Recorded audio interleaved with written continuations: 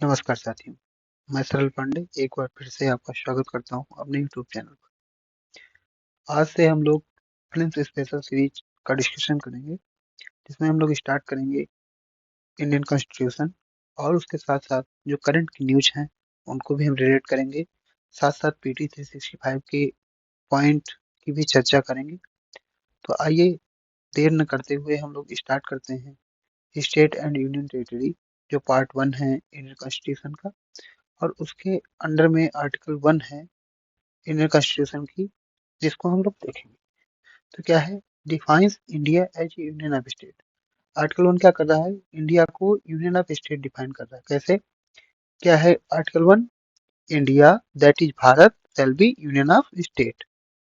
India that is Bharat shall be union of state. इसमें क्या क्या दिख रहा है, एक तो आपका दिख रहा है कि ये यूनियन है, फेडरल नेशन है, फेडरल कॉन्स्टिट्यूशन है। और दूसरा, इंडिया का नाम दिखाया जा रहा है कि भारत के दो नाम है, इंडिया और भारत। तो इसमें दोनों स्टेट और यूनियन टेरिटरी को कंसिस्ट किया गया है।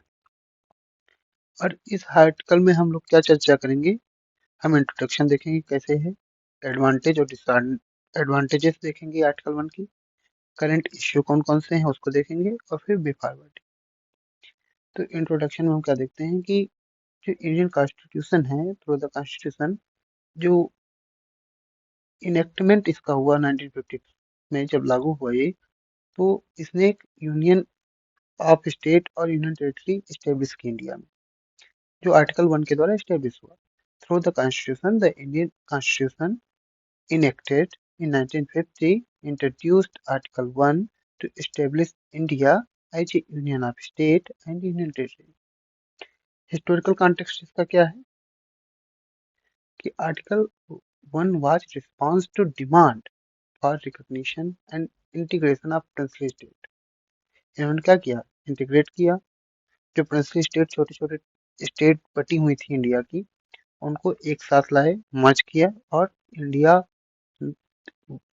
के जो छोटी छोटी स्टेट थे उनको एक बनाकर एक यूनियन ऑफ इंडिया फॉर्म किया गया। और उनसे क्या हुआ, एक इंडियन यूनियन बना। और ये कब हुआ, जब इंडिया का इंडिपेंडेंस स्ट्रगल चल रहा था। Article 1 was response to demand for the recognition and integration of princely state into the Indian Union, which was happening during India's independence struggle.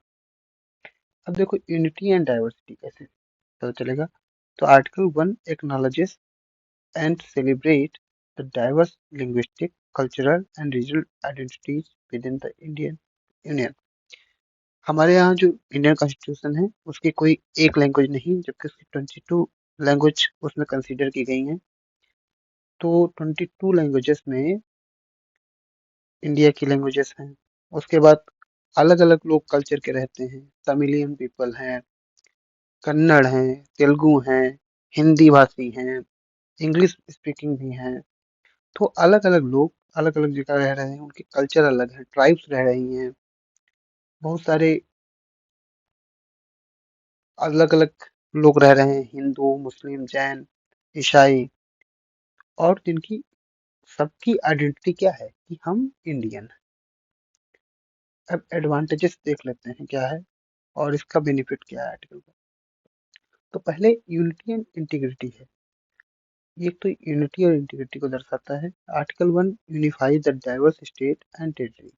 जो इंडिया की अलग अलग दिशाओं में, अंडमान निकोबार से लगाकर आपकी जम्मू कश्मीर तक, जो भी छोटे छोटे स्टेट बटे हुए हैं, उनको क्या करती है आर्टिकल 1, एक इंटीग्रेट करती है, उनको यूनिफाइड करती है और एक साथ दर्शाती है, और एक नेशनल इंटीग्रेशन का सेंस पैदा करती है, जिसको क्या कहते हैं, वननेस एमंगेट्स पीपल, कि हम लोग एक हैं। सेकंड क्या है, एडमिनिस्ट्रेटिव इफिशिएंसी। ये हमें दिखाता है कि कैसे हम एडमिनिस्ट्रेट करते हैं इंडियन टेरिटरी को।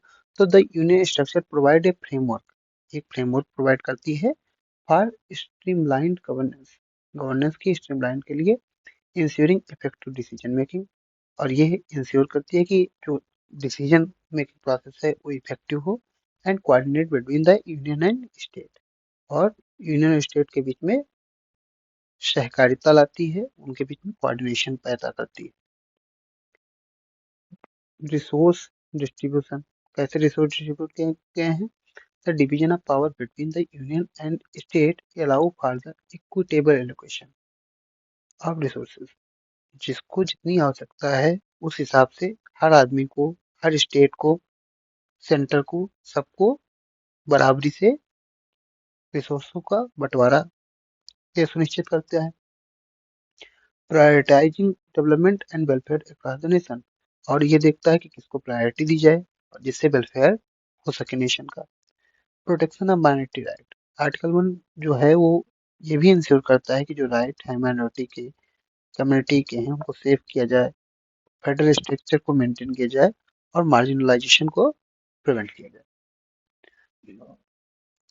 अब इसकी आर्टिकल के अंदर क्या है, एक और है कि admission of new state, the president of India, Bharat के जो राष्ट्रपति हैं, in consultation with parliament, parliament से कंसल्ट करके has the power to admit new state into the union of India. उनके पास पावर है कि वो नई स्टेट को यूनियन ऑफ इंडिया में मर्ज कर सकते हैं, एडमिट कर सकते हैं।